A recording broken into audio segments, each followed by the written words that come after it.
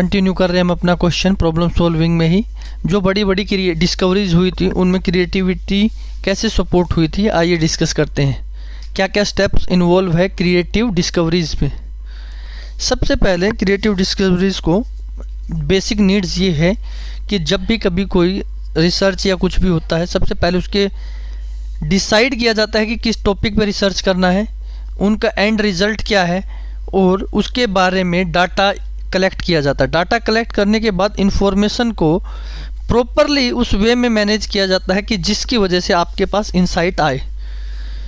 या फिर हम सिंपल कहें, आप अमीर बनना चाहते हैं तो आप क्या करेंगे, सबसे पहले अमीर कैसे बना जाता है इस प्रोसेस को सीखेंगे।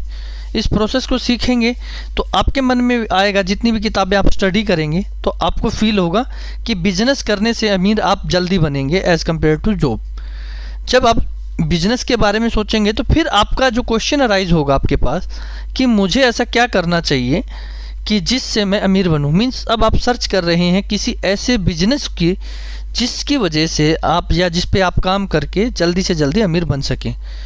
लेकिन अब आप इसके साथ एडिशनल इन्फॉर्मेशन चेक करते हैं, जैसे कि मैं ये बिज़नेस करता हूँ तो इससे ये होगा, ये बिज़नेस करता हूँ इससे ये होगा, ये बिज़नेस करता हूँ ये होगा।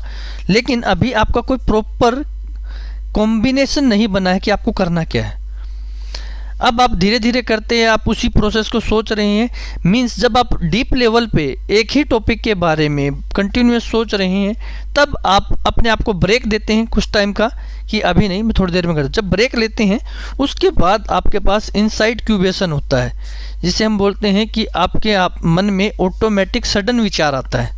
जब आप अपने आप को रिलैक्स करते हैं और अपने आप को टाइम देते हैं, तब आपके मन में आया, जैसे ओला उबर के ने कहा गाड़ी तो सबकी है, क्यों ना मैं सबको ऑनलाइन कनेक्ट कर दूं और अपना बिजनेस स्टार्ट कर दूं, जिसकी वजह से उबर बनी। उबर ने अपने आप में एक बहुत बड़ा काम किया।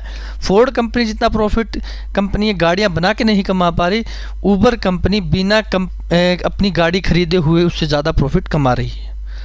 आइए अब इनको समझते हैं हम स्टेप बाय स्टेप। सबसे पहले प्रिपरेशन। सबसे पहले आप डिसाइड करेंगे कि करना क्या है। आपको क्लियर गोल चाहिएगा। जब गोल नहीं होगा तो ये समझ लिया आप वहाँ पहुँच नहीं सकते जहाँ आपको जाना है। ये सबसे इम्पोर्टेंट चीज़ है कि गोल के बिना आप कुछ नहीं कर पाएंगे, गोल होना चाहिए। आपको डॉक्टर बनना है तो आपको स्टडी डॉक्टर की ही करनी होगी। इंक्यूबेशन, जब आप अपना गोल डिसाइड करते हैं तो उसके ऊपर आप स्टडी करते हैं, उससे रिलेटेड इन्फॉर्मेशन कलेक्ट करते हैं और अपने आप को इंक्यूबेशन हम बोलते हैं जब आप किसी टॉपिक के ऊपर रिसर्च कर रहे हैं और सडन आपको रिलैक्स चाहिए थोड़ी देर के लिए, जब तक कि आप उस चीज़ का रियल सॉल्यूशन नहीं पा रहे। जब आप रिलैक्स लेते हैं तो इंक्यूबेशन ऑटोमेटिक आपके माइंड में आता है जब आप रिलैक्स होते हैं। इंसाइट मीन्स जो विचार आपके माइंड में आया, जिसको आप कह रहे हैं कि ये मेरे लिए न्यू है।